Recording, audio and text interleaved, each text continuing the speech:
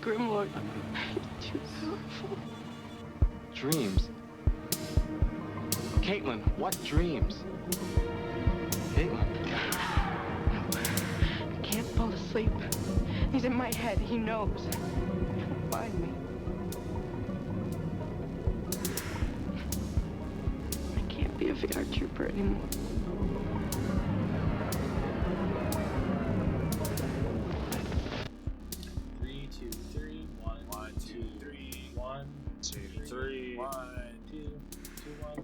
Clap. 8675309. Yeah. Hell yeah. Alright. Welcome to fucking Going Topless. Assholes. You heard some We're bit, doing I'm sure. We're doing another one. I know. You thought, hey, we probably would have given up by now. Don't worry, we're almost there. This'll probably seal it. It's been like 3 week- weeks since the last one because of you. Yep. This Yep, is and this is the He's last just one. trying to The tank penultimate. the whole podcast by himself. The This is after I become a full-fledged Yu-Gi-Oh card seller full time. I quit my job that I make good money at, and I say, fuck it, I'm gonna sell Yu-Gi-Oh cards and cocaine for the rest of my life. You get one $400 card, and then you get a Scarface fantasy, man. What the fuck? Hell yeah. So this time, we have, like, we don't usually have every single time, Matthew. Hey, everybody. We have Tony. Yo. We have me. And that's it. Fuck you. And Lauren. Hello. By the way, the guy on our podcast last week was our musician. We forgot to fucking mention it. Oh yeah, everyone hit him up. I don't know where to contact him at, but if you want, he's making a new fucking SoundCloud. He's doing another. He makes a new band every 7-8 months. Is it a band if it's by himself? Metalocalypse counts as a band, right? It's all one guy. That's fair. All right, James. What the hell are we doing today? Probably talking. No shit. But, what we're covering is fucking Code Lyoko. No shit. The most famous French anime of all time. I mean, how many other French anime can you even think of off the top of your head? Dude, Totally Spies. Totally Spies is Lagann. Bleach. Yeah. One Piece. Isn't Naruto. Isn't Lupin a new Netflix? What is it, Lauren? Lupin? No? That's like a new show that's on Netflix that's, I think, French. Anyways. Lazy Town. It's Lupin not, the it's Third- not animated. Lupin the Third is Sorry. not French. I can assure you of that. I mean, No, I'm Arsène not- Lupin Lupin. is. I was just talking about the show Lupin. I don't know. It's like a new show. Anyways, continue, James. Fucking Lazy Town. Classic French anime. That is... Anyway, yeah, What? we're talking about this. French. We're talking about fucking Code Lyoko. So first off, I wanna ask this. Do you guys have any questions going into this? Do you have anything in particular that you relate to about this series? Not the audience. He's talking to you guys. No, the audience way. can't talk to me right now because fuck them. Our I, audience of the one dude who consistently comments on our video. By the way, guys, make sure to like, comment, and subscribe. Well, with our analytics, we've seen that 100% of you aren't subscribed. So, I personally don't give a shit. But if you give a shit, don't subscribe. Just send us money. I felt like on I'm being PayPal, seen, goods and but services. also called out too, unfortunately. I do feel attacked a little bit. If you guys like the video, make sure to PayPal us using PayPal goods and services, not friends and family. What's crazy is James has no moderation over the YouTube account at all. It's editor Tony. But I he have knows. quite literally zero power But in my heart and my head, I have all the power. No one man could have so little power. I've got a question, James. Why did the animation studio decide to go with really big foreheads? Because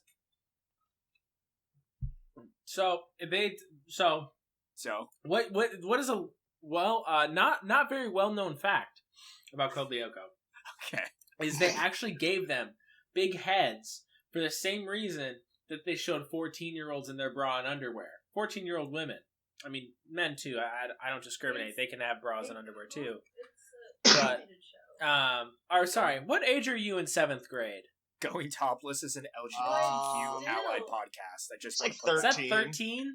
13? Yeah, sorry. They have 13-year-olds in their bra and underwear. At the boarding school. Kids. At the boarding school.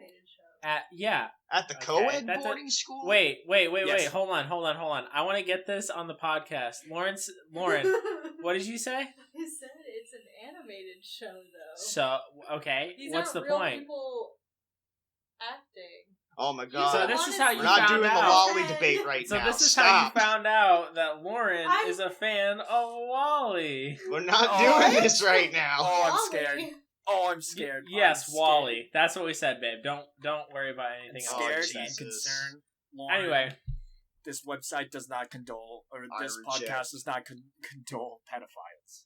condone Oh my god. animated pedophilia.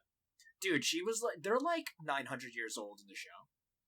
Anyway, so yeah, the same reason that they have foreheads and why all the women are taller than the men, and the fact that they have 13-year-olds in their bra and underwear, is for this simple but interesting fact: they're French, and the French are fucking weird. All right, we're talking about the same culture that thinks that deodorant is optional. So I want you to know that your preconceived notions and values are right out the window. So Going into this, are we just gonna? Is our default argument in this topic just gonna be because they're French? Because fuck the French. first of all, it's We'll going see. to be at least my default. I don't know about you guys, but that's what I'm going with. Okay. I wouldn't say F the French. If we have any French viewers, Nah, dude, we in only the get chat. Italians watching us from Europe. Don't worry don't- about it. I don't know if we- that's worse or not, because they were fascists during World War II. At least the French Okay, helped us out. well, shit, bro. Okay. We're now throwing Well- the Italians under the bus. well, I'll just say it for any future reference. If we're still doing this, and one day we do get a French viewer, I just want them to know from the bottom of my heart, your culture sucks. Anyway, What? going on. They got a weak So- government there. All right, So- well, I want to put on record before we get into Code Lyoko. Code Lyoko is the one show as a child that I skipped and hated. To the point where me and my father even had a fucking in-joke where if a show was bad, it was Code Lyoko. And this is why, I don't ask Tony about his opinions. Because Code Lyoko is the one good thing. Code Lyoko and croissants One are the good only two thing good in things the that come out world. of France. Okay. Because fuck the Statue of Liberty. Bro, Going in. We're 8 minutes into this bid. Can we just move Oh, on? fuck yeah. Dude, no, I Everyone's want clicked a off by 37-minute bit that's just railing on the Welsh. I Anyway, don't believe James actually even watched the show. He's just gonna keep trying to prolong the podcast until. Oh an hour and a half no! when Okay, we get so back. I watched. I did not watch. I'll fully admit, I did not watch like all of the show, but I watched a lot. And there's a certain point where your mind just like shuts off. You know what? What's fortunate for you, James, is that I probably watched all the episodes as a kid that you didn't watch, so I could probably try and fill in the gaps here. Oh Jesus! Oh, I know I watched all the episodes as a kid. I fucking love this show. All right. Sing So- the theme song. Come on, strong for after all. That one, where it's like it's like some 80s like synth shit. Hell yeah! Is that how They it went? stand real tall. Anyway, so Code Lyoko mainly consists of.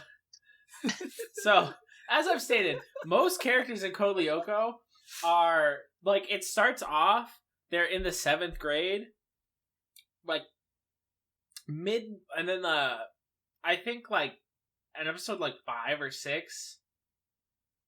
It's one of the early episodes. Then they move into 8th grade, except for Yumi, who's a year older than Ulrich, and that's actually why she's taller than him. I never knew that, but she is a year older than Ulrich is. My short king. Hell yeah. Yeah, so she's a cougar. Anyway. That's what that is. And like any children's TV show, for some reason, the adults can't solve their own problems, so they make fucking children do it. That's so not allowed. We have... Adults make the problems, and then kids solve them. That's how this goes. Yeah, so there's a group of 5 friends. Well, 4 for now. Which is fucking Yumi, who's in 9th grade. She's the black-haired one, right? She is the one who I believe is Japanese or Chinese. She's one of the two. She's Japanese. She's Japanese because later on you find out her dad has traditional Japanese samurai armor in their house. Of course they do, because they're Japanese and Japanese people. They also just happen to live in France. Do they have one of those short tables? Yes, they Hell do. Yeah. They have an okada. Yeah, they fucking don't. We've seen the episode. They don't fucking sit in chairs in their house. I know, it's fucking funny, which is really funny considering that I could probably survey 100, Japanese people in France, and they're all like, "Yeah, we use tables." Because where the fuck are you gonna find a table like that in France? Anyway, I digress. I might add, James, that there is, like, a reciprocation of this love from... Because, like, the French people and the Japanese, for whatever reason, have, like, an obsession with one another's country. And they'll go to, like, wherever the fuck the big, like, place is for them, and then they'll come back with, like, a postpartum depression. Because it wasn't as cool as they thought it was gonna be. Good, I'm glad. Especially with Japanese people in France. Like, they... Apparently, that's a lot what of Paris syndrome is. Yeah. Yeah. But no. So Yumi, who's Japanese, her Lyoko, fucking avatar is a little racist. I don't know if I think they're called avatars. Okay. I thought they were just specifically called Lyoko avatar. I don't think they ever actually like. They don't ever say what they're like. word, That's code like they're Lyoko. referred to, basically, because that's what they are. They're avatars for like the people. Yeah, but the avatars are just the people. Although Yumi's is the only one where it kind of changes her appearance a little bit, and it like they like put like white makeup on her face and like blush on her cheeks, and then she also like duels around. She duels with fans and has like a fucking. She's got like the kabuki makeup. Yeah. You know what I mean? Yeah, yeah. For Japanese theater. And then she also has, like, the traditional, like, waist thing for, like, Japanese, like, girls. Look, the piccolo cummerbund? No. Just throw up an image, Editor Tony. Like, you'll know it in the future. I know what you're talking about. It's a fucking... And her weapons are, yukata. like... Yeah, the yukata. And her weapons are the fans. Yeah, the fans, which... can deflect bullets, and she also throws them around because apparently physics don't matter. So like, well, this she is throws them around and they turn into like boomerangs that she can fucking. So we might add like the fucking Matrix or whatever that they're in is like the equivalent of like a 2000 era video game, right? Oh, hold on. I'll get to that. I'm just explaining the characters right now. There's Ulrich, who it becomes apparent in like episode 1 that Yumi and Ulrich want to bang, even though they don't really know what banging is because they're like in 8th grade they really want to hold 2000s. hands real hard. No, they probably want to kiss, and he like wants to put his hand under her shirt, even though he doesn't fully understand what under the shirt means.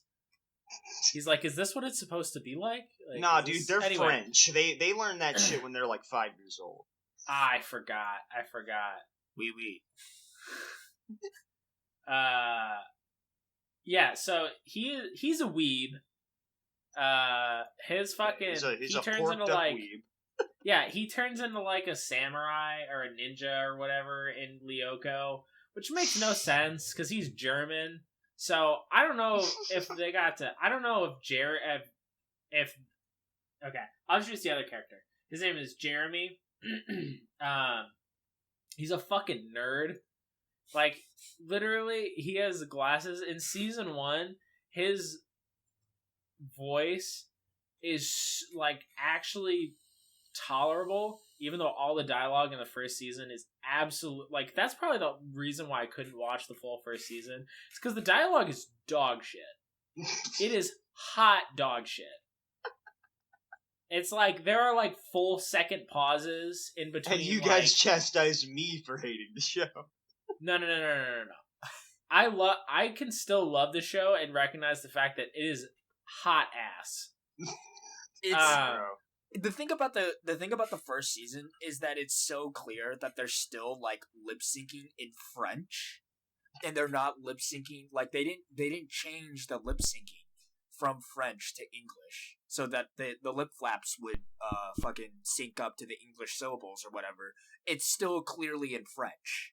So it's like they're saying English words, but it just does not rhyme. Yo, bro, how much money are you gonna spend to reflap the first season of Code Lyoko when you don't know if it's gonna make any fucking money?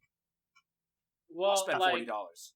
Well, like the thing is too is that what they also don't sync is the length that people are talking. So like you can have a phrase that takes like 10 seconds to say in French, which you can say in like 2 seconds in English. So they just have 8 seconds of dead air. Damn. Or like, what happens the majority of the time is that French is a lot faster talking than English is. Mm-hmm. So like everybody's dialogue is super rushed. So it'll be like, "Hey, what are you doing? Oh, nothing." And it's like, what the fuck am I watching? And then it makes the pauses so much worse to fucking listen to. Honestly, to be fair, dubbing in like anime, it has the same exact problems. Yeah, essentially. But Jeremie is like within episode 1. There's a thing where Jeremie talks to. They're in middle school, by the way. Talks to his middle school teacher, and he's like, is it true that you can virtualize vertical? You can simulate vertical particles and make them or materialize them into the real world. Okay, and so the he's teacher's like, super Einstein. Got it. Yeah, and the teacher is like, you know what? That's fake. That doesn't really happen. That's fake news, bro. Get like, the fuck out of my teacher, face. The teacher's like, shut the fuck up, Jeremy. No, it's not even that, dude. The teacher is like, listen. It's me in first high of school all, asking our that's teachers fake. about blood diamonds. But it's like, why the fuck would, 1, any middle schooler give a shit? And 2, if they were that smart, why would they think to ask their fucking middle school teachers about it? And the fact is, this is the dumbest middle school teachers I think I've ever met. Cause like, literally, they fucking see all of this weird shit happening, and sure, yeah, they rewind time most of the time. But like, not all of the time. That's a pretty good power. Wait, what do you mean they can just rewind time? I don't remember. Well, okay. Let me get into introducing the rest of the characters, and then how the basic flow works of the first season. Okay. You have like one other main character, 2 other main characters, and then like a couple of side characters. Gotcha. Really, there's one. There's fucking Odd, who his avatar in Lyoko is he turns into a cat man and he shoots arrows from, I don't know if it's the back of his wrist, but they come out of nowhere. And he's just like, he basically just magic missiles people. And he literally says it every time. He's like, virtual dart. I don't know what he calls them. I didn't write it down. He calls them laser arrows, you asshole. That's right. You laser idiot. arrow. Laser arrow. And he can't shoot it without actually saying laser arrow every single time. It's so annoying. Anime powers. You gotta say the thing, or else how else is the kid gonna know what to say on the schoolyard when they're fighting their friends? Yeah. Come on, bro. Exist. So what they're trying to fight X.A.N.A, which is like this evil supercomputer program that, as you do, hosts this virtual world, which nobody seems to know about, in this abandoned factory that nobody goes to, on a side of town that nobody goes to. Who's so paying it's like for the rent? Yeah, well, first of all, it's like, how the fuck do these kids find it? Like, in the first place? Because they had to go exploring through this abandoned, like, Wait, does, like, the show start in media res, where, like, you don't know how they meet everybody? Like, you never learn it. You never learn it. That's bullshit. No You way. know- I actually do think later on they do air that episode of how they met. I'm sorry. Not how they met. How they discovered the factory. They never touch on it. There is a later episode. Is it an episode where they not only all meet together in the same episode as them finding the supercomputer? Are you sure that wasn't in the movie? Wait, that might have been in the movie. Shit, that might have been in the movie. I can't remember. I just remember. I remember Ulrich.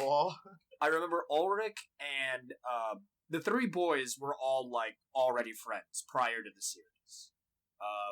Okay. I just remember That's fucking fine. Ulrich's name, and then Yumi comes along later and because like Jeremie.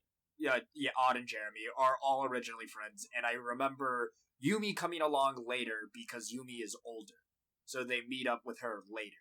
And I remember them hanging out and exploring, like, the sewers or something like that, and they end up in the factory because the sewer system, like, does all of that shit. Anyways, keep going. Where's like Lyoko? Here's the thing: the sewer that leads to the factory doesn't even lead to like the secret area. It leads to the outside of the the outside of the factory, which it's like even their explanation is dog shit. But however, I fucking love this show. It's a pretty good show. It is pretty good. Ulrich is like really stupid. Like he may not be like stupid, but he has some sort of like they kind of write him like he has Asperger's in the first season because he has. Hold on. Okay, but do they actually? Because this is a show from like 2003. No. Okay, they did not intentionally write him like that, but it's a combination of the translation and like all of his character, all of the dialogue. Like he doesn't pick up on any social cues, and the only time he does pick up on it is when he does exactly the wrong thing that you're supposed to do in every scenario, and then they rewind time after defeating X.A.N.A, and then he does the right thing. I really hate to break it to you, James. Then unfortunately that makes all other anime protagonists under the spectrum then too. Because that is literally how every other one of them is written. I can believe it, and I hope it's like that. But let's continue on. Continue, gotcha. So they're fighting X.A.N.A, which is a supercomputer virus, but it's not like it's like also a physical thing, because for some reason, like the French people were like, "Oh yeah, the computer, it can it like floats out of their fucking outlets and shit as like a cloud, and it can hack into computers, but it can also hack into like inanimate objects and people." But that's later on. In season 2, it's people. Biohacking. Yeah, in season 1, it hacks into like the first episode. It hacks into a teddy bear, and then makes the teddy bear grow like to like 50 feet tall. Okay, so it's just magic then. It can do anything it wants then. Essentially, yes. It's a plot device. It's a plot device to keep the show going. Gotcha. Yeah. It just can also do anything. Yeah. Yes. And also it can manipulate the world of Lyoko. I don't know if it's why can't it just open a big pit world that drops everybody into spikes when they load in? There's quite literally nothing stopping it from doing Gotcha. But it just doesn't. I don't. Or for like plot just devices. turning the school into like a bomb. For plot Well, devices. okay. Well, here's the thing: is X.A.N.A can't actually like. They never really nailed down what the powers of X.A.N.A are. But Because I was gonna say, if she can turn a teddy bear into a 50-foot like fucking Godzilla monster, then like it's actually called Teddy Godzilla. That's a fact. Hell yeah. Hell Beautiful. yeah. That's what the fucking first episode is beautiful. called. It's called Teddy Excellent. Godzilla. But if she could do that, then she could definitely turn something into an explosive or like make a chain reaction that blows something up. I would imagine. Probably, but instead of doing that, it uses all of its powers. Instead of doing the thing that it wants to do, which is like take over the world, it just fucks with some like 13-year-olds. That seems So it's not like a like waste it's of kind its of like computing it's power. kind of like Teen Titans and Slade. Or he's just kind of got a fetish for Robin. And Yeah, we're just like gonna see where this goes. like X.A.N.A definitely is in like the corner in like a raincoat jerking off to like how he's gonna like take over specifically the town that these kids are in. So what is what is the girl's name in the computer again? Okay, Is it she's Lyoko? the last one. No. Her name is Alita. Who's Lyoko? Lyoko is the program. That's like the world, Okay. right? So, Code Pandora. well, yeah, and it's also like so it gets the name. Okay, so Alita is this pink-haired girl who is she's like essentially She's a ghost in the machine. Yes, she is absolutely has no fighting capacity whatsoever. She's absolutely awful at it.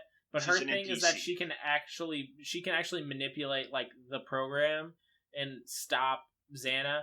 And Xana's whole thing is in order for him to like go into the real world, he has to activate towers. So there's a bunch of towers which act as gates to the real. Is They're he changing an reality. AI or is he He's a supercomputer. man? Okay. No, he is a supercomputer. He Like, is physically? yeah. Physically, he is a giant pillar. But like I mean, you see- what I'm saying is was he like whatever the fuck the pink hair? No, and is? he isn't. He's just a supercomputer. And for reasons that are later on explained in the show, like he was created. gained sentience. Yes, yeah. Yes. Through It was a sentient through- program designed to. This is 2003. Why am I caring about the Yeah. intricacies? You're asking Computer you're science. asking far-reaching questions when we're only to the characters. I'm. This is honestly, if this You is not gotta- how the structure that this whole We're podcast 27 minutes in. Yeah, but Yeah. you gotta let James flow into it. You Listen, gotta let James I flow have into the plot. absolutely no flow, so I don't give a shit. I'm just gonna keep going for it.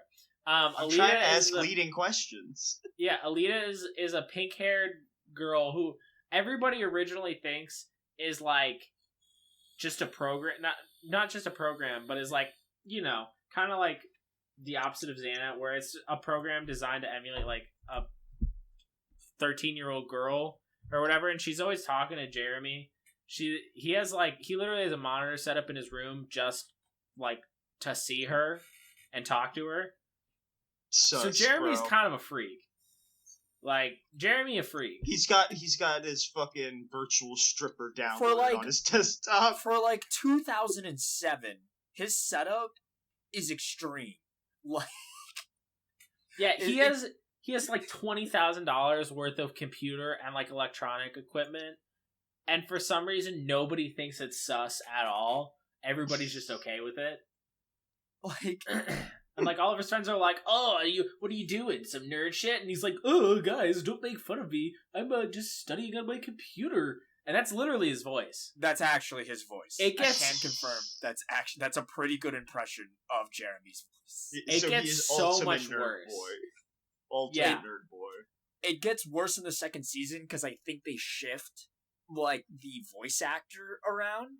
and they were like in the voice direction, like the director was like, "All right, we need you to sound even worse. We need you than to the sound first season." more like Arthur. Yeah. Yes. We need you to sound more like a nerd. And he's like, I got it.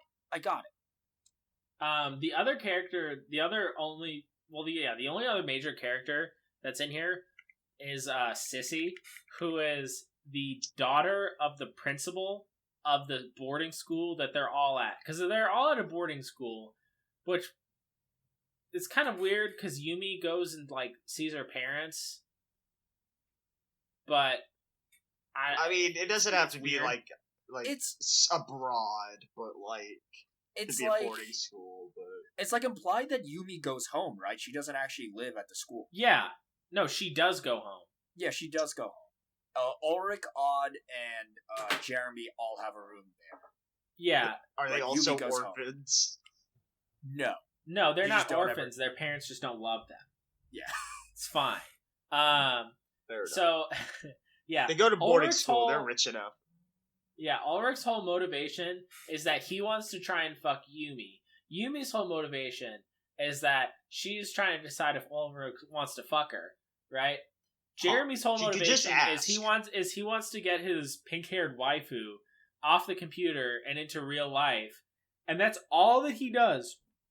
All of the work that he does, with the exception of stopping X.A.N.A, all of his free time is spent to getting the waifu that he has on his computer to materialize in real life, so he won't be a virgin his whole life and be a fucking nerd. Like, he's trying to get the one thing that enjoys his presence, which is a computer, by the way. So this is enjoy the his presence. ultimate like virgin boner fantasy of I'm going to save the girl and then she has to sleep with me because I saved not her. only that, I'm going to make this girl real. And- Honestly, yeah, it is I a mean- step above. Yeah, and tries to talk to his teachers about it like they would have any fucking idea. Sissy, on the other hand, her motivation is that she wants Ulrich's nut, like, real bad. He's got Yeah. the German Chad man He's- cream, bro. Yeah, she wants his nut, and she never says why, but like, or well, she does say why a couple of times, but like, what you get the sense is that she only wants to because Ulrich is cool, not because she really like cares that much. That's how it comes off. And Well, like, also the season writers 2. wanted a love triangle, so Yeah, It's And- not even a love triangle, though. That's no, the thing. it's a. I don't know what it is, but it's weird. It's a love line it's a love line with like a little bit of like hate to break like- it to you, that's how it's usually written. it's not a love triangle. It's just not. That's the thing. Yeah, it's cucking, really, is what it is. Is because Sissy ends up like taking most of Ulrich's time, even though Ulrich is like, Anime fans' favorite. yeah, even though Ulrich is like, get the fuck away from me. And for some reason in season 1, she is the one. They like, it seems like they pick a character and they're like, all right, this is the character that we're gonna have in their bra and underwear this season. And in the first season, it was Sissy. And it's so weird. It's so weird. But yeah. There is like not really that much of an overarching story besides Jeremie's motivation to make Aelita real. But like the first half to 3/4 of the first season, it's just like the way the episode goes is like they're in school, some weird shit happens. They're like, oh, that's some weird shit. I wonder if it's X.A.N.A. And then they check and Jeremie's like, oh my god, it's X.A.N.A. And they're like, oh man, what a shocker. Let's skate down through these dirty fucking sewers and wind up in front of this factory. And then we just take the secret elevator, which leads to the secret staircase, that we just found all of this equipment to virtualize into the fucking virtual world. And they go. And now we're VR troopers, bro. They The go. best Power Rangers knockoff. And then they go on a fucking escort mission with Aelita to get her to the tower and defeat like fucking cubes with legs and like a ball that splits in half and can So it's literally the laser plane. They're like, we can only make shapes in the 3D universe. That is essentially what happens. Is like, they're like, okay, we need to make this simple. So we're going to make these geometric shapes, and all of the characters have to do in order to defeat them is hit the giant fucking targets that we put all across these machines. That's and really the machine convenient is destroyed. for It is to so fucking... goddamn convenient. It's really convenient for Xehanort to do that for them. Yeah, and so they fucking sit there and they go through like this hack and slash for forever. The notable things is like X.A.N.A, I think in the first season, he makes himself into a clone of Yumi. Oh no. And takes over like a bunch of shit.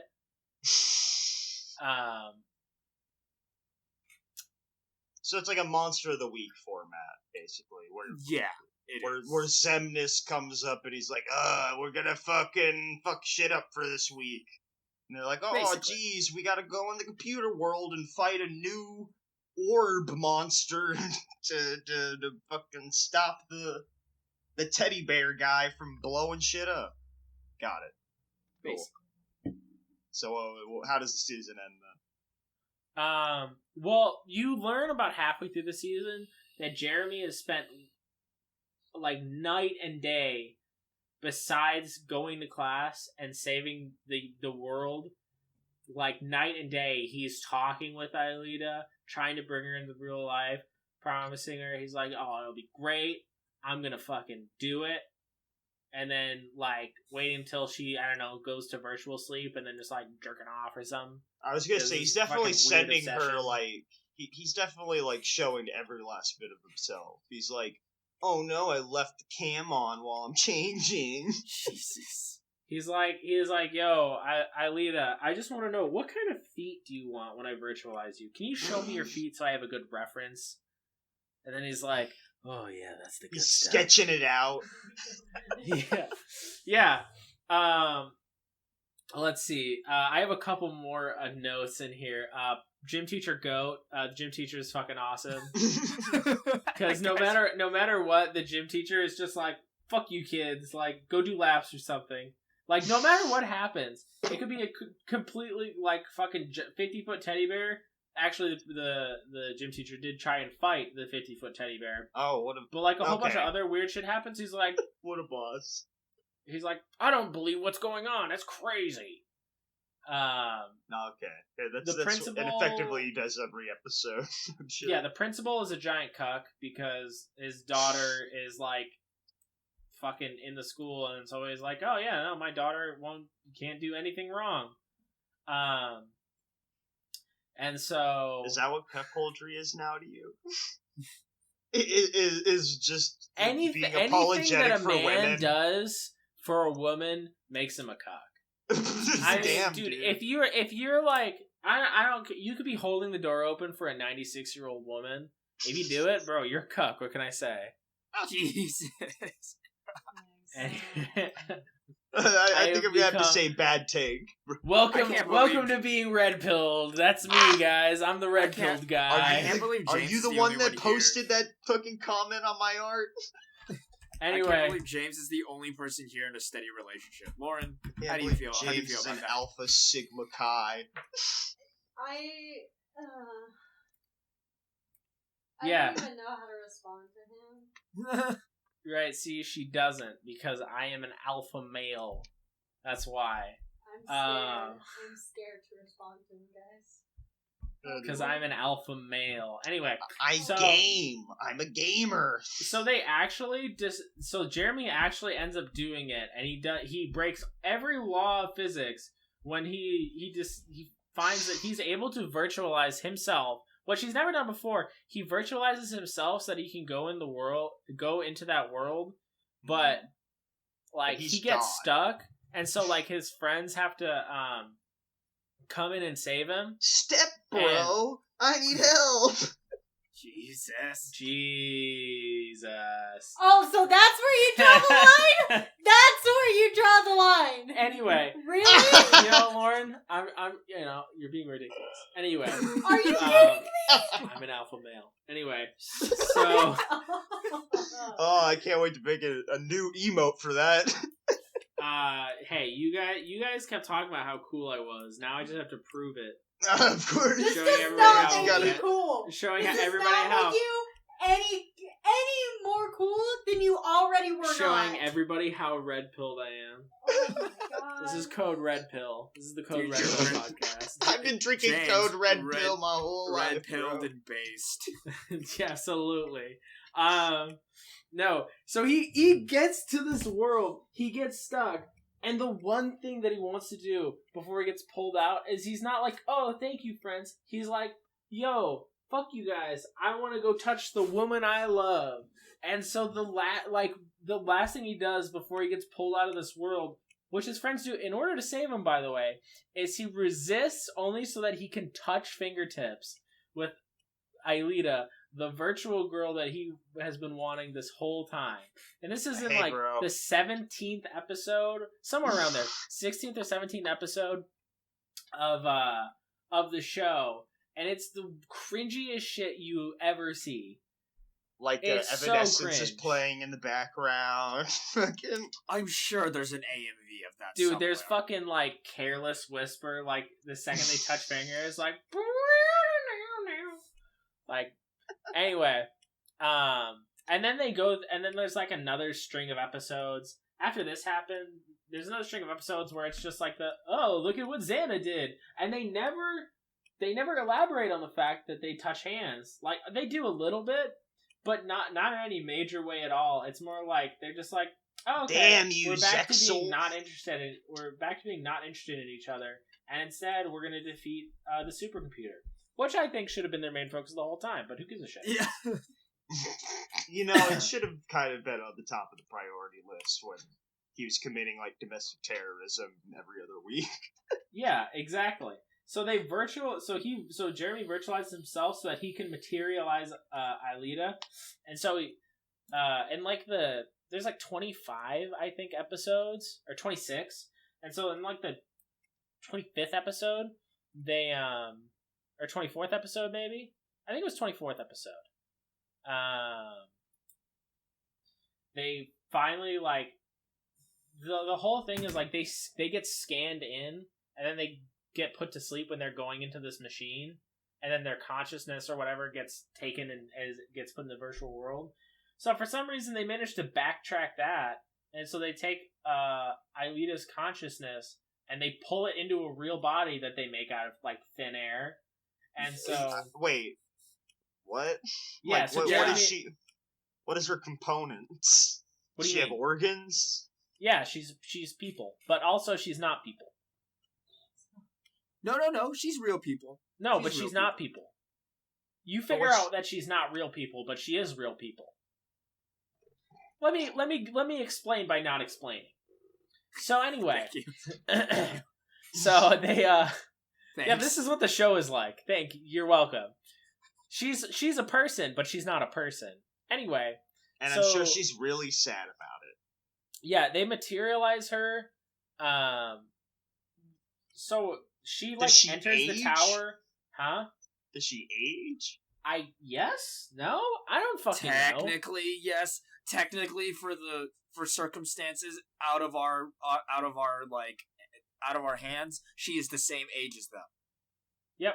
Let's Oh hope. yeah, how long was she? So A long don't worry time. about it. She was in there Don't for worry a about minute. it. Just keep She was in going. there for a minute. Well, I can get I into don't how wanna- old she is. I don't want to get into the I can get it. I ramifications. can get into how old she is in season 2, because this is when you Gotcha. actually learn her backstory. Please But they think that continue. she's just some fuck off program that Jeremie fell in love with, and so they pull her into the real world, and so they're like, okay, cool, That's pretty we supportive. got her out of the supercomputer, so now we can turn the supercomputer off. We can turn X.A.N.A off, and so they have this episode where they're all hanging out, and Jeremie's like, "Boo, my queen," and like tipping his fedora aggressively at her. And He's go over furiously opening every door for her, slamming them as he does, like wide open. Absolutely. He carries a katana that's just open 2 inches that he keeps his hand on, just in case somebody like tries to do anything, he can cut them down. Anyway, so by Hanzo Steel. Yeah, they're about to like turn off X.A.N.A. When they start turning her off, though, it's like Aelita, because it's like a giant lever. And so they start lowering it, and they get about, I don't know, a fifth of the way down, and Aelita faints. And Jeremie's like, oh, I know what this is. This must be because X.A.N.A put a virus in her brain. It's like, what? Wait, that's a big jump. And so he's like, yep, they put a virus in her brain, and if we turn X.A.N.A off, then she dies. Which is fucking, dude, it's so the needs of the many outweigh the few in this case, I think. Yeah. She's been dead.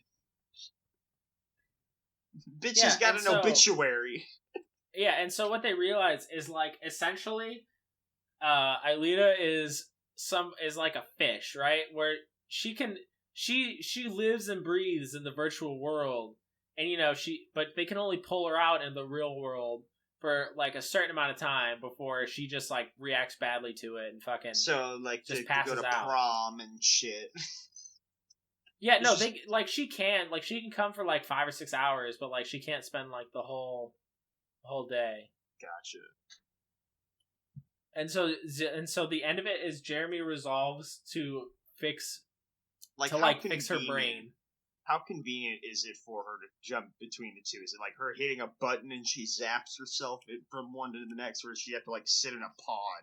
And, like, that's what they all do. Is they all sit in pods in order to get into the virtual world. Giant pods. Yeah, I didn't know if she was a special case or not. Just make no, she is the same case. Gotcha. And then we go into season 2. Season 2, I will say, is probably one of the biggest jumps in quality of a show I have ever seen in my life. Except for what's-his-face's fucking voice. Except for Jeremie's voice. Everything about season 2 is an improvement over season 1. Jeremie's voice had to die for the rest of the show to live. Basically. Yeah, no. So what essentially happens is Aelita is able to like code like a whole bunch of better shit. So like they get vehicles now. Yeah, they get vehicles now. Ulrich gets a one-wheeled motorcycle.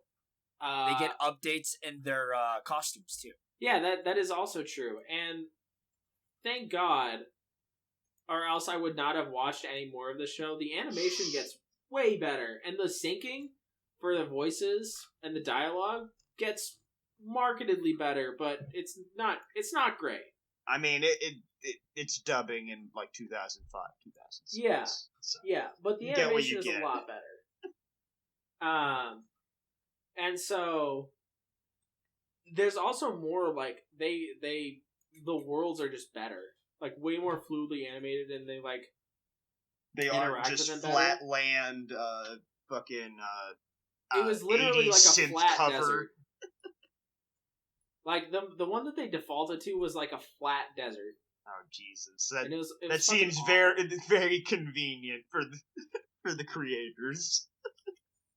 Yeah, and so Aelita gives Ulrich a one-wheeled motorcycle that's kind of badass. She gives Odd a skateboard, and then she gives Yumi a floating, like basically a jet ski.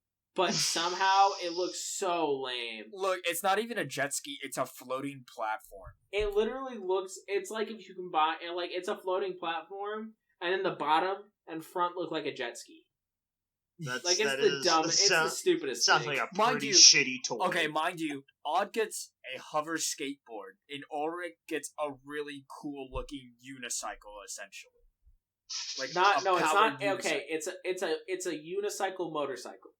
There it is. Yeah. It's actually really cool. It's like one big wheel or something. It is, yeah, it is one. It is one giant wheel. It's a one wheel, bro. Anyway, You don't even know how much mileage I get on this bitch.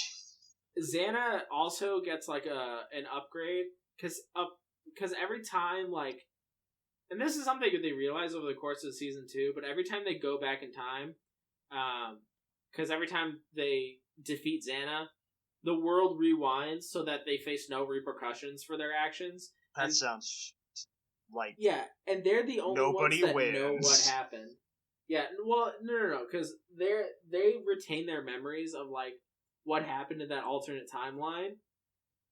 How do they retain their memories, and why does what's his nerd boy not get his mind erased? When that Also, happens? James, how can a supercomputer just like do Dude, that is another great question. How much computing power is going on in this fucking computer? Like, if I were to physically do that in real life, James, could a supercomputer do that?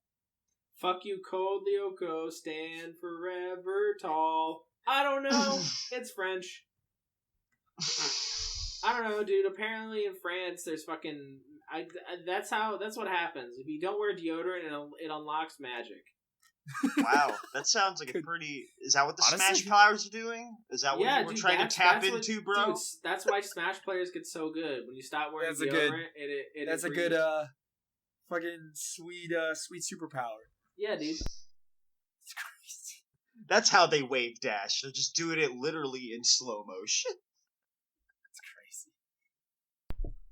No, All right, so Xana also gets improvements. You get like more bad guys, or more monsters that he has. He has like the fucking. They look essentially like weird grasshoppers, where they have like blasters. They have 4 legs, super like long segmented bodies, and then like blasters on. All of their feet are blasters. Is there an explanation as to why the motif changed from like? Because Xana, they realize over the course of season 2, but every time they go back in time, Xana gets more powerful. He like retains the power that he retains his power despite going back in time. Okay. So he keeps getting more and more powerful. I mean, that's kind of a cool idea. You get this season. You also get the weird. You get even weirder monsters in this season. Oh no! There's also you get the grasshoppers, but the main one is the weird molestation tentacle one. Yeah, whose sole existence. I think the thing on the fucking on like the wiki, it's literally called like the schizophrenia robot. Oh, dude, I gotta look this up. I'm on the wiki right now. I already had it pulled up to call you out. Hold on. Alright, I'll put it in. I gotta look this up. There's no way it's just called the schizophrenia bot, bro. Oh, it's Syphosa. Oh, damn your dyslexia. Is that not the same thing, though? The Skyphosa is a monster. Skyphosa? Skyphosa is to access and manipulate digital memory. Oh my god, what? Dude. Yeah. Okay, so this... Like so my email? Okay, here's the thing. It's a monster that shows up every time Alita goes into the virtual world to stop him. It's a fucking... imagine like a cone, right? But at the top of the cone, it's just covered in tentacles. I put it in the chat so you could see, but yeah. It's fucking so weird. Oh, big oofs. Big oofs on that. I don't appreciate that, guys. And every time, it just fucking, like, wraps its tentacles around Alita and then just starts probing her face. Oh. Like, probing her head. I really don't like that, It tries to suck the memories out of her. Yeah, that's what they're doing. Which now makes sense why Japan and France are so linked, because they both have an obsession with tentacles. Anyway... Possibly. Or they may have just been, like, trying to hit that market of Japan. Yeah, so you have like the schizophrenia robot, which starts like trying to take her memories and shit. And at the same time, coincidentally, Alita starts having visions when she's at like Earth, where she keeps picturing this fucking gnome getting chased by like wolves, and she has like some other weird visions. But it's mostly the gnome, and so this leads them to go to like this abandoned house where she keeps having like more memories, and then she like knows her way around, and she also finds a gnome toy that looks exactly like the gnome that she was kept visualizing. Yo, bro, it's psychological, bro. Yeah, and the house is called the Hermitage, by the way. You do learn that. Okay. And you learn that it was owned by this this former teacher at their boarding school. This guy named Franz Hopper. Oh, okay. No. What? Oh, no, I'm understanding now. I'm seeing the future, are you? I think I might be seeing the future. Alright. Well. I'll hold my breath.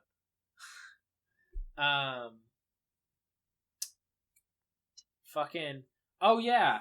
So, they're learning about this dude, Franz Hopper, and the only person that really has a lot of contact with him is Jeremie.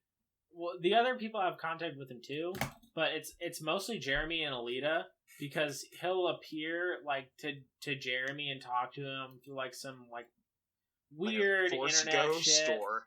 And it talks to Alita because he'll just like appear in towers when she's like trying to put in a code, which is Lyoko, by the way. She has to put in code Lyoko at every tower. They did it. Yeah, to stop X.A.N.A. And he'll just Why doesn't he like, change the code? Well, yeah, he'll just fucking, and Franz will just be change there. Your Like, password, Zegbar. Fuck, come on, dude. If X.A.N.A had a password, it would just be password. Password 1 2 3 4 5. They made a supercomputer with one flaw. It does not know anything about internet security. Damn, dude, you gotta get that NordVPN Zegbar. Come on. Get Xana's NordVPN. Let's make a petition. Gotta get him a GoFundMe by NordVPN. Anyway, and then they all there's 4 sectors. There's the desert, the jungle, the Arctic place, and I'm missing the 4th one. Matthew, what's the 4th one? What did you say? You said the forest, the Arctic place, the desert, and then Sector 5. So not a lava area. Interesting. That's what I would. No. That's Sector 5 is the 5th one. What was the 4th one? The forest, the desert, the Arctic place, and I believe those were the main 3 that they cycled through. No, right? there were 4. Oh no, there was the floating rock place too. Oh, yes. That's right. Floating rock place, my favorite. It's Smash like level. It's like mountainous, basically. I think it's supposed to be like a more mountain-esque region, but it's floating rocks essentially. Okay. That's basically what it is. But then they discover Sector 5, and Sector 5 is like this other area that's like it doesn't really have like a consistent beat on it, and there are also monsters that like exclusively stay there to try and fucking guard that place. So what they essentially realize is that like, oh, this is Xana's home. Like this is where he just lives. I'm running out of Kingdom Hearts names, but yeah, gotcha. Well, everyone's Xehanort, so it's okay. That's fine. I mean, that's what I'll eventually go back to, but I'm trying to remember all the rest of the 13 guys that start with an X. Yeah. And so they were like, yo, what the fuck is going on? And X.A.N.A is real pissed. And he starts exclusively trying to super defend murder. like every time super murder them every time they get into the area. unlike what he does usually, this time he's really trying. They can only stay there for a limited amount of time, I believe. Yes, that is correct. And Sector 5 is mostly where all of the bigger monsters are at, because I believe in Sector 5 you get the slug monsters are mostly there. Yeah. You don't really ever see the slug monsters outside of Sector 5, but they're fucking creepy and they're really powerful. Are they like Junji Ito slug monster or well, okay, so do you remember how James was describing you the cricket monster thing? Gotcha. It's okay, so you take the back half of it where the legs are at, but you give it just a slug. It's literally a slug with the front two legs, and it just scuttles around really quickly. That could be an Animorphs book. Yeah, they're fucking weird. And then the tentacle monsters, the ones that replace your memories with all the tentacle things, they mostly you see there's only one. There's only one? Did Xehanort make that, or? Yes, Xehanort did make that. I was gonna say, why would someone I thought there were code such a multiple thing? in Sector 5. I thought there were more than one in Sector 5. Oh, there might be one more in Sector 5, but Yeah. anywhere else there's usually only one. Yeah, there's I was gonna say, there's usually only one in every other area, but in Sector 5 I think there are multiple. And then in Sector 5 they also can spawn X.A.N.A can spawn in manta rays, essentially. Okay. There are these giant floating manta rays that float on the outside of Sector 5. I mean, that's and a pretty will blow simple your shape. shit up. So I can... They're pretty cool, but they will they're just normal looking manta rays with the Lyoko insignia on it, but they will blow your shit up like no other monster in the area. Gotcha. Yeah. And so they essentially use all this information to start trying to take territory away from X.A.N.A. And then in the real world, Alita's still having these visions. So she franz this gnome doll, and she also finds a bunch of CDs. Yeah, this is back when CDs stored data, which contain Franz Hopper's personal diary, which is all encrypted. So Jeremie takes a bunch of episodes to try and decrypt all of them. Excuse me. And he also codes himself the ability to start going into towers and deactivating them himself. Okay, seems pretty sweet. Yeah. So Alita doesn't have to do it alone. Does he have any cool guy god powers in the virtual world, or is he also a nerd boy in even the virtual world? He doesn't even get an avatar, I don't think. Wow. No, he can just turn them off. Yeah. He doesn't do the cool thing that Alita does, where she goes in and then she goes on this platform that lights up and then teleports to another platform and then she enters the code. He's just beep, boop, boop, it's gone. He never gets an avatar. He never goes into the world, really. It's not even 9S where he does a little mini game to hack them or some shit. Nope. Nope. It's just some shit. Beep, beep. Wow, that's pretty lame. While he's doing this, Alita just we can't figure out a toy for him. Just give up. No one will buy him. Yeah, while they're doing this, by the way, he and Alita are hanging out, and one day she just kisses him, and he starts doing this weird. He's starts squirming around. It's real weird.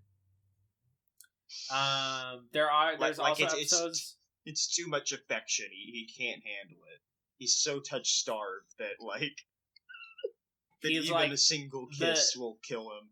He just nutted all in his pants. That's really what it is. And fucking... You would go there. I would go there, because there's French. I don't trust him. But no, there's that. X.A.N.A starts taking over people. Not just, inanimate objects, but it starts, fully taking over people. Okay. Biohacking begins. Yeah, the true biohacking begins. And so, they keep on this train for a while. Yumi and Ulrich, obviously they've liked each other since the start of the show, but they've never done anything about it. And now there's this new cool guy who comes into the school. Whose name is now it's definitely. Yeah, I think his name is like William or whatever. And William like comes in and he's like, I'm gonna fuck this Japanese girl. And so he like exclusively starts hanging out with her and like tries to, win her over. Oh, And- dude. So is this not a love triangle? Now it's a love triangle. Okay. Now it's a love triangle. Yeah, now it is a love triangle. Anyway, so I'm trying to think. Oh yeah, the Jeremie eventually ends up finally like successfully decrypting Franz Hopper's diary, and so he finds out that a few things. One, X.A.N.A is a supercomputer that was developed by the French military in order to like maintain like defense of their country and shit, and it's also supposed to like steal. Yeah, and it's also supposed to like steal intelligence or whatever. Basically, it was made by the military to do military shit. Yeah, it was made by the military to do military shit. And we swing back to it, boys. Now chant with me. War crimes, war crimes, war crimes, war crimes, war crimes, war crimes, war crimes. Okay. There it is. You also realize that he's Alita's dad, and this is when they realized that Alita was actually a real person. Like, they were like, oh shit, you actually are like a person.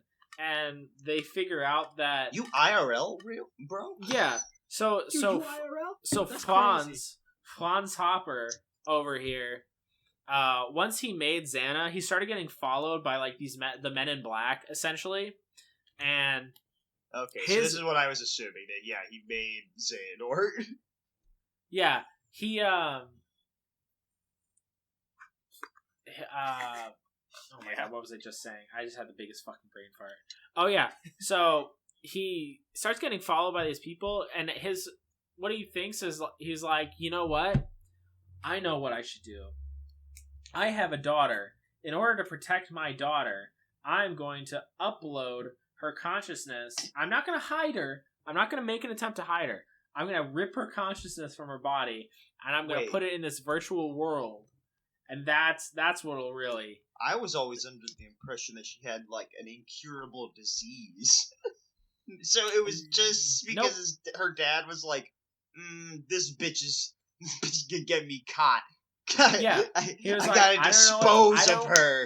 I don't know what's gonna happen to me, so what I'm gonna do is steal the consciousness of my child and put it in a computer. And Happy lock birthday! her in a dungeon, essentially, forever. Yeah. Effectively, because, I mean, he assumes, I was assuming that no one can get in to get her there. Yeah. So it's like, how is she supposed to get out? He doesn't develop any sort of system to get her out. And so it's like, you're... What a dipshit.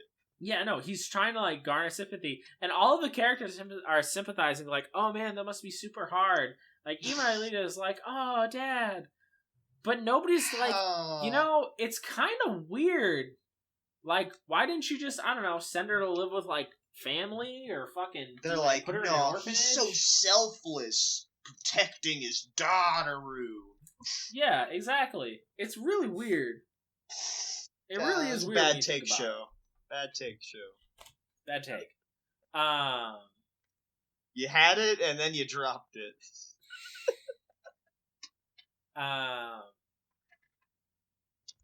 Not only that, but at the same time, they learned that Alita actually never had a virus in her brain. What? Yup. I did not know this. I did not. She know this. never had a virus.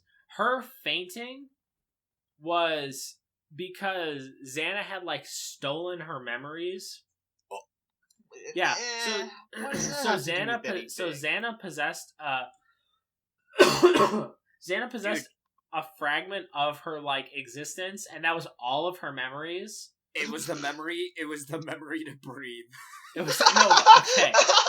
It was like all of the memories from her childhood about her like dad and everything. Like, kept taking it. Okay. No, I'm gonna choose to believe that it was the memory to breathe. Yeah, and then also try to take the rest of her consciousness with his weird tentacle dudes. And the other reason, and that's then they realize like, oh shit, this bitch like subconsciously has all the keys to, like, Lyoko. That's how she knows the code, even though the code is the program itself. Wait, but she's like, but that's they how... know the code, yeah. No. But they know, like, the other code. Like, the code to, like, rewind time and fucking... Okay. Like, all of that. So what Xana's trying to do is steal the rest of her memories and turn her into a vegetable so that he can rewind time and make himself, like, go into the physical world and all of that. And so they're like, well, we gotta stop him before he does. So they mount, like, an offensive against X.A.N.A. And this is how it ends up going. Does she have, like, a flesh and blood body that's, like, just sitting around somewhere, or, like, what happened to she's that? in her flesh and blood body. Yes. So Did they find her flesh and blood body? No. The okay. body that she has now is her original body. That is her original body. How did they essentially find it? No. Okay, They virtualized her. Yeah, what's his face? Not or I keep forgetting his name. Jeremie. Jeremie basically, like, data mined it out of, like, the supercomputer and was like, oh, hey, here's You're a physical saying body that we can things that use don't for make you. sense. Yeah. This was not like a body that he had. He made virtual particles into real particles. But what I'm asking is the body that, whenever her dad put her brain into consciousness, what happened to that body? Okay. No, it was virtualized. Yeah, he explained it wrong. Everything that is in the virtual world has always been in the virtual world. The reason why they, like, inherently can't use it at first is because they need to data mine it out of the virtual world. So the body that what's-her-face has, Alita, the pink one, Alita, has always been there. There is a line in the second season. But you can't just code someone into a computer. Like, yes, that's what they did. That's what they did because of the pods. Remember, they have the pods that they use. But does the pod does it literally teleport them in there? It literally physically teleports them there. Okay, yes. I thought it was just their brain. No. Like I said, James explained this a little wrong. It physically puts them there. Okay. Gotcha. So you YouTube commenters that typed that shit and definitely didn't watch this far, eat shit and die. Yeah, sorry, I had to read up on that a little bit, and then it snapped back to me that all of this is actually... Because there's a line in the first episode of the second season when they get the vehicles for the first time that Jeremie and Alita essentially data mined it out of the program. Is how they get their vehicles. Okay. However, their vehicles, I believe... But their vehicles are in the virtual world. Yeah, I understand that. In the virtual world. That makes enough sense, but pulling a flesh and blood human out of the code is where I'm drawing the line. And like I said, they have pods. They have virtualization pods. Okay. In the show. Alright. Fine. They reuse the same animation. Like, they animated it one time and then they reuse it. It's probably the best piece of animation in the first season. That's like, literally how they do it. But it is quite literally the best piece of animation. If I were to put that animation in this video, it would definitely get copyright struck. Yes, for sure. But it's like it feels like they blew their whole entire budget on that in the first season. It's really good. It's really good because they have the rushing of air and the wind ruffles through their There's a lot hair. More show that you need than just 30 seconds of animation. Yes, yeah. The rest of the show needs more animation in the first season than this, but yeah, they reuse that piece of animation for the rest of the series. Because it's that good in comparison to the rest of the show. So we found out that she doesn't have a virus in her brain. She's a real girl, and that a piece of her is being held by Xehanort. All of her childhood memories. And in her subconscious, she has the key to, like, everything. The Matrix. She's yes. Neo. Gotcha. Yes. Okay. Well, yeah. And that also makes sense because it's seen that she can manipulate the whole entire, like, area. Like, no other person in the show can manipulate, like, the physical realm of the digital world, I would guess. Okay. Yeah. Yeah. Sure. Or Powers. the physical realm of the physical realm either, because they rewind actual physical time. Oh yeah, that's But pretty with strong. Aelita's like subconscious, fucking Xana would be able to do it. So that's what he's trying to do, right? Like, is the Right. computer sending out an EMP wave to like rewind time? Like, how does that do. like? They never. How is it explain portrayed?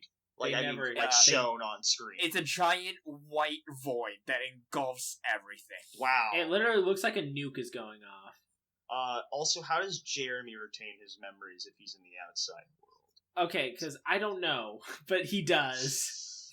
Awesome. Cool. All right. Because continue. he's the main character. And, Is and he?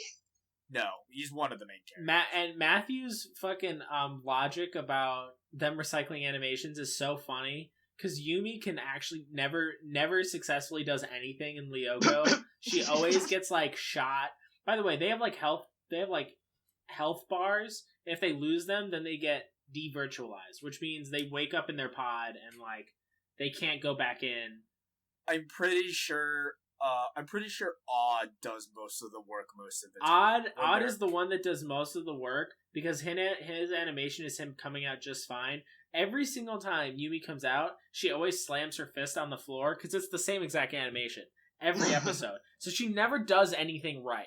She always ends up getting shot like right in the back, and I think it's hilarious. She gets blasted in episodes like real hard. I think she took like a mega tank beam to the fucking body. Yeah. One episode. Yeah. Like she gets blasted by some of the like worser monsters. Like she takes a so the mega tank is a giant just ball that opens up and shoots a vertical like a laser essentially. Gotcha. Like a real. And yeah, it shoots like a taco. Like it shoots like a taco. So like it does that taco motion, you know what I mean? Like that half circle motion. It shoots behind itself too. And are you talking about the ball that shoots like a plane? Yeah, it shoots outwards 360 degrees, one flat surface of beam. Yeah, and she gets hit by it. Like Every time. everyone's like everyone's like oh, hide behind Yumi. She's the No, meat no. shield. quite literally, everyone's like, all we have to do is step to the side. And for some weird plot, like, chance, like, some way, somehow, it's written in that she gets hit by the plane beam. She gets hit Like, by the a beam- rock and then gets comboed into the beam comp. Yes, Well. yes, quite literally. Quite literally, that happens. Yes. And, like, it's flat. The laser is flat. I don't know how, but the laser is flat. It has no, like, 3D dimension to it. But it's So OTGs, though, so it's really like, good. Yeah, quite literally, all she has to do is either stand sideways or just move like one step Just to the left or sidestep right. it. It's But Jin's laser. she gets hit in the body. She gets hit in the body, and then she also gets hit by the manta rays, I think, at some point, and then she gets hit. I think she gets hit by literally every monster in the show at least one time. So This is not a joke. what is the reason that they can't just go back in? Is it because they're particles, bro? It would be too There's much. like a cooldown basically for Okay. when they can go in. I would say They I would gotta- hypothesize that it takes a lot of their energy, like their physical energy away, Their because when they ki. come out, typically when they come out, they're like on the ground and like half passed out. Typically, is like what their animation I guess like looks like. I mean, I feel like if you got, are we gonna get into the debate of when they come back from being reatomized? Is that them? Is this like the teleporter thing with Star Trek? Like, is that them or is that a clone of them? Who gives a shit? It's a kid show. Dude, nobody cares. This was a French show made for kids for Cartoon Network in like the early fucking. Yo, gives bro, but what if it's all in actually the mind of Jeremie and Shut up. Oh, dude, Shut awesome! up. he's in I a don't coma, care. bro? Shut up. He All had right, his where wife. were we? Where were we? So this is we're at the later end of season 2 is when they're like, okay, so I know exactly what we gotta do. We gotta take the offensive to X.A.N.A, right? So they're like, we're gonna raid this place called Carthage, which is like his inner sanctum. They're like, we're gonna raid it, and we're gonna stop him. Well, you know, what actually ends up happening is they all end up getting shot out of it, and they get de-virtualized, right? I think that's what it's called. Yes. Fucking Hopper is there to help them. But Aelita gets captured by the fucking tentacle monster that successfully sucks her brain out of her ears. That's rough. Yeah. And so she literally, you see it like let her go, and she is dead. She's like, I said she dies. It's fucking crazy. And Xana uses that power to like... My wife-a-roo has no life-a-roo! Fucking... And so Xana, like, frees himself from the computer, and they're like, oh, shit. Like, we fucking lost. And Aelita is dead. Until... Fucking Aelita ends up coming back in the pod, right? Because her father saves her. And then he apparently sacrifices himself, and like gives her memories back, and that's like his last effort before he just dies. How does that work? I don't know. I don't know. They're like, they try to explain the show like, oh my god, he must have used all of his willpower to fucking make the computer do the thing that they wanted it to do. But I'm not going to sit here and say that I understand. So it's or literally even particularly in Sword Art care. Online. It's literally in Sword Art Online when Kirito hacks the video game with his willpower to make it do whatever the fuck he wants. I don't know about all that, but, you know, yeesh. Hey, bro. Anyway, I'm so not doing fucking, that one. they,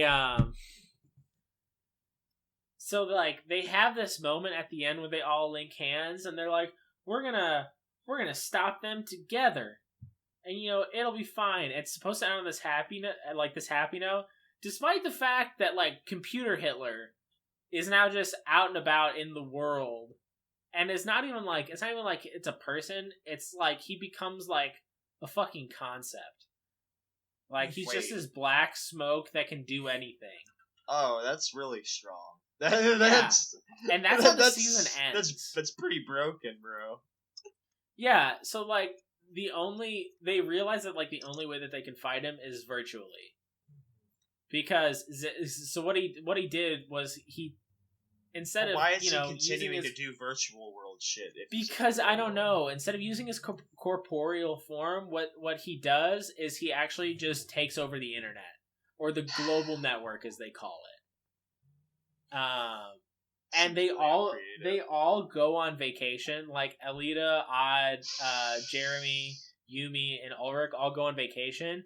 And during that whole time, Xana doesn't do a goddamn thing.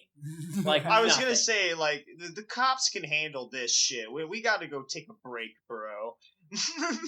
Yeah, they all fucking go. They're like all B tiers characters. This is how the computer world works. You can deal with it for a weekend. Yeah, no. Xana just doesn't do anything. He's like, oh shit, they're not here. I guess I'm just gonna. Well, who do I guess fuck I'm just with, gonna man? wait. And what a kind, thoughtful villain. Yeah. So this whole time while they're doing that, Jeremie basically programs it so now they can go into the internet, which is not, you know, the internet, and like try and stop Xana, right? Also Yumi and fucking Ulrich, in like the first or second episode, I think it was, they like essentially Yumi was like, yo, we can just all we're gonna do from now on is just be friends. Like I don't want to. Wow. I just want to be your friend. Wow. The cupping Wait, continues. Yumi says that? Yeah, Yumi says that to Ulrich, and Ulrich is like, well, I hate you. He's like, well, I guess you have chosen death. Frankly, that's the most human thing I've heard so far in this entire show. Besides Feels Jeremie bad. jerking off to his, Feels bad, Ulrich. Feels bad. Like poo. Yeah. I can't believe Ulrich becomes a MGTOW. He does. It's kind of crazy. But essentially, like, especially when he season, had a different girl that was into him. Is at this point she given up on him as well? I don't know. But she's not really that big of a part in this season.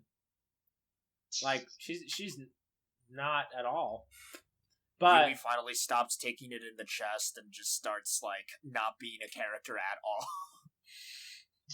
Hell No. That's The the other old- character. Sorry, The other girl no, from Sissy. her. Oh, Sissy, my bad. Yeah. Yeah, no. What? So like literally, Jeremie's like, oh, like same day, and then as soon as that happens, fucking Jeremie calls him, and he's like, hey, Ulrich, I don't know what you've been doing so far, but stop being a lazy piece of shit, and we gotta defeat XA.N.A. And Ulrich is like, like I don't doing know the, about I'm saving not the crying, world it's just anymore. rain, Batman. Go get him, Bruce. I'm not crying, it's just the rain. And so instead of now having like towers, instead of now having towers, this season is a lot of the same thing. They kind of really regress back to like the same formulaic thing that they did for season 1. I didn't watch a lot of season 3, but it seemed to kind of follow the same thing, where instead of towers this time, it was like this ball, which is like the Lyoko core or whatever. And they have to, there's like all these tunnels and shit that lead to the Lyoko core, and so they have to defend the core away from the monsters. And instead of like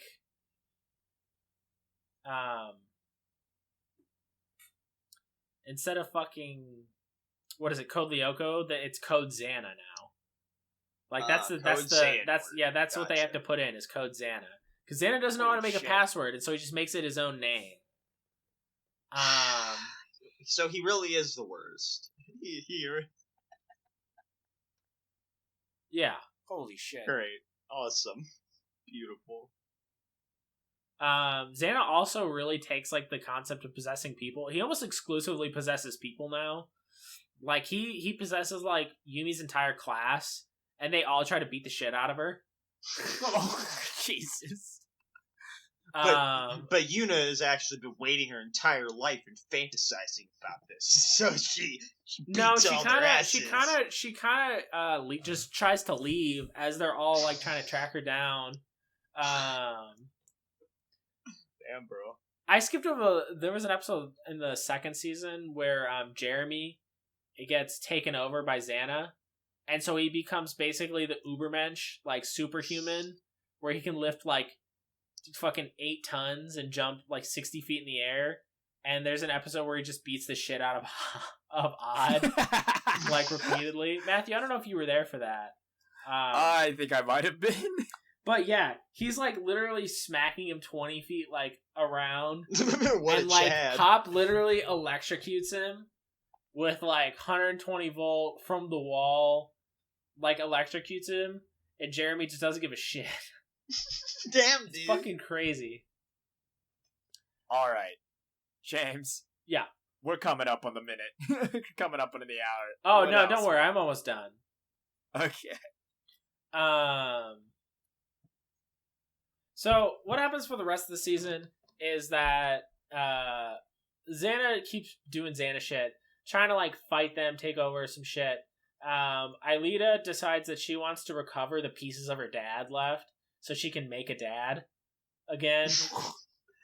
So they really are just doing the same thing, but like slightly different. Yeah, they what is it? They also destroy all like the zones that we knew from last season. Like, they destroy all 4 of them. But not Sector 5, right? Well, fuck all that other sentient AI life, I guess. Yeah, I guess so. I don't know. But, War crimes. War crimes. War crimes. hell yeah. It's the best. What can I say? War crimes. I mean, at that point, is it not considered something worse? No, I think it's better. Blow up an entire dimension. It just do be like that. That's the thing. Is that it do be like that. Well, when we get to Mortal Kombat, basically. Yeah, so what they essentially end up doing is William, the guy who was trying to get with Yumi behind Ulrich's back, they were like, listen, okay, so we're losing. We need you to help. And they explain all of what's going on to him, and he's like, yeah, sounds reasonable. I might as well help out. Yeah, I'll come in and be the White Power Ranger. I need to describe at least William's avatar, or at least his weapon. He gets a Buster Blade. He gets fucking like a berserk sword, essentially. Or no. He gets, so they're like, we gets, really want you to think he's cool. We need you to think he's cool, please. He's got a big sword. I can't remember what I'm thinking of, but it was from one of the few animes I've watched. But yeah, he gets a giant no guard like sword. It's literally like a foot wide and like 5 or 6 feet long. Yeah, I mean, it's but virtual he's also world. they also make him like so like anemically skinny, like fucking twig skinny, just like and my it's twink, so funny. Cloud Strife. Hell yeah. Yeah, and so what ends up happening is that like he's like, well, fuck you guys, I have a sword, like I'm way cooler than you guys. And so what X.A.N.A takes the schizophrenia monster and just like abducts him. And then well, shit. Okay. I'll be right back. Just keep going. Oh well, I'm about to finish, but yeah, he abducts him, and then what happens at the end of season 3 is that he just like takes over his mind. That seems like so now he's changed to the Green Power Ranger. Yeah, no, he takes over his mind and then gives him like super strength, kind of like what he did with Jeremie, and then uses him as like the final boss to defeat them, or to defeat like the main 4, and he kicks the shit out of him. And so what he does after X.A.N.A like gets them all defeated, since X.A.N.A's been trying to like blow up Lyoko this whole time, he actually quite literally. Wait, so they're both trying to blow up Lyoko? No. So or X.A.N.A was the one that blew up all this. X.A.N.A X.A.N.A blew up like the worlds, like the desert and the jungle, but he didn't blow up the program, which was Lyoko. Okay, I was confused. I thought. All right, my dumbass is back. What were we talking about? What's so X.A.N.A happening? literally blows up Lyoko. Oh yeah, that's right. Yeah, and kills Alita's dad for the second time. Hell yeah. We're just blowing shit up right now. That's it. Well, I was finally waiting for shit to start blowing up. I guess I finally got my wish. Were the war crimes not enough for you? Well, I mean, I was asking earlier, why does X.A.N.A just make a bomb? Like, he's not powerful enough yet. Well, he is though, because he blew it up. and also he's like a force ghost that just can possess anybody, and that person could make a bomb with their hands. Yeah, essentially. Yeah. And I'm pretty sure then they're all upset again, so it ends kind of like season 2 did. But the last thing to happen is like a 2001 The Space Odyssey, like space baby scene, but instead it's William, and he like wakes up in like the fetal position. And then his, like, eyes turn into X.A.N.A symbols, and he has a giant X.A.N.A symbol that comes out of his chest. I think he, like, screams, and then fucking... That's, so like, the end of the season. So does X.A.N.A come out of the program for a second time, then? No, it was already out of the program, But the only way that they could fight X.A.N.A is by going into the virtual world and like defending the core of Lyoko, and that like stopped X.A.N.A a little bit. It like slowed him down. So then he's like, okay, I'm going to destroy this so that they have no way of interacting with me at all. Of course. And then he does. Yeah, so. And I'm pretty sure that's where it like the season got canceled. And it took like years for it to get back. And I may be wrong, but I'm pretty sure that's why I stopped. Nope, you are. I'm pretty sure you're right because, from what I understand, I think season 5 goes into. Was that not season 3? No, that was season 4. Is what James just described. No, that was season 3. 5. That was season 3. No, see, I'm looking this up on the Wikipedia right now. Do we skip an entire season? We are here. Oh wait, actually. Yeah, I didn't watch season 4, bro. Oh, never mind then. Yeah. Oh, season 4 came out in 2007. I was wrong. Fuck, dude. Am I gonna do a Code Lyoko season 2? Code Lyoko Part 2 coming at you. I mean, whenever. This is our channel. We can do whatever the fuck we want. Yeah, basically. But yeah, I mean, we haven't done a Part 2 just yet, but whatever. When James, tune in next time, I guess. When James no. I will not continue this next week. I am not doing this again. This took like 3 weeks. If I'm gonna do a Code Lyoko Part 2, it's gonna be like 6 months from now. That's fine. Tune in 6 months from now if you're a Code Lyoko fan listening to this when James finally gets around to doing season 4 and season 5. What'll probably happen is since I did it, since I'm actually interested in this stuff, I'll look into it. I'll probably watch the season, and at the beginning of the next episode, when Tony does his Fate lecture, not Fate. I'm juggling a few. I'll tell you guys whenever the date. Whatever he does, whatever fucking thing he does, I'll probably chime in at the beginning of it and be like, "Yo, this is actually what happens." Because I'm pretty sure the show pivots into a live action show at some point, and I'm like, "What?" And then they all speak French, and it's all really weird, and it's like, "What?" Hell yeah, dude. So. It turns into the last bit of Neon Genesis Evangelion, the movie. Yeah. Anyways, sorry if this episode was really weird and sporadic. Actually, you know what? I'm not sorry. I'm actually not sorry for that. This will probably. It's their fault for listening. Yeah, it's your fault for listening and being interested in us. Anyways, if you like the episode, like, comment, and subscribe. If you've got any questions, Tony, what's the email we got going here? The GoingQuestions@gmail.com.